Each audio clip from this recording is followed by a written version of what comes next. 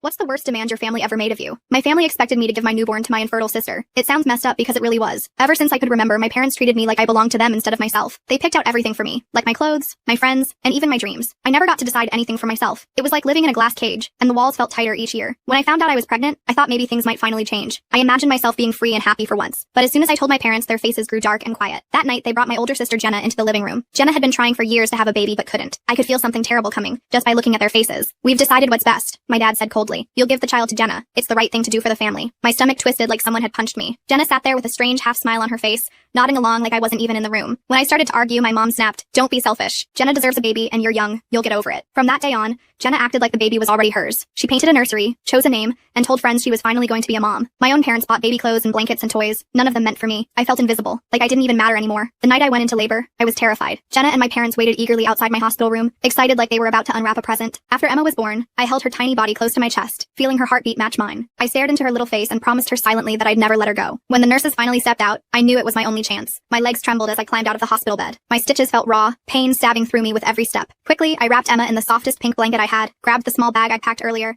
and quietly slipped through a side exit. My heart pounded in my chest, feeling like it could explode any second. I spent that first night in a cheap motel room, hugging Emma close, jumping at every sound outside the window. I had almost no money, no job, no friends, just Emma and my fear. We moved into a tiny apartment far away from home, and I found a job at a coffee shop. Life was tough, but for once, it was mine. Every night I kissed Emma's forehead and whispered, "We're safe now," praying it would stay true. But a few months later, the past caught up. I was making coffee at work when a man handed me thick official papers and said, "You've been served." My hands shook violently as I flipped through the pages. My family had found me, and now they were trying to legally take Emma away. The courtroom felt cold and unforgiving. My parents hired sharp-looking lawyers who spoke confidently, like they'd done this a million times. Jenna cried convincingly, pretending she was the victim. Their lawyer kept pointing at me and saying I was irresponsible, unstable, and a danger to my own baby. My voice cracked each time I tried to speak. The judge looked bored, barely glancing up at me. Days turned into weeks. Each hearing drained my savings and my hope. My family called constantly, leaving threatening voicemails saying they'd never stop until Emma was theirs. Fear kept me awake at night, my heart racing every time headlights shined through our apartment window. I started moving Emma from place to place, never daring to unpack fully. Our lives became one long, exhausting run from something I couldn't escape. Then, after a year of constant battles, the judge finally called us all back into court. My heart thudded painfully as he cleared his throat and began speaking. I clenched my fist tight, praying silently. After careful consideration, he said slowly, "I find the birth mother fit and award her full custody." I collapsed onto the table in front of me, crying so hard I could barely breathe. Jenna stormed out screaming, and my parents sat frozen in disbelief. It was the hardest year of my life, and though I won Emma, the fight left me drained and terrified. Even today, every knock at the door makes me jump. Life still isn't easy, but now when I tuck Emma in at night and see her sleeping peacefully, I know I'd face it all again in a heartbeat to keep her safe.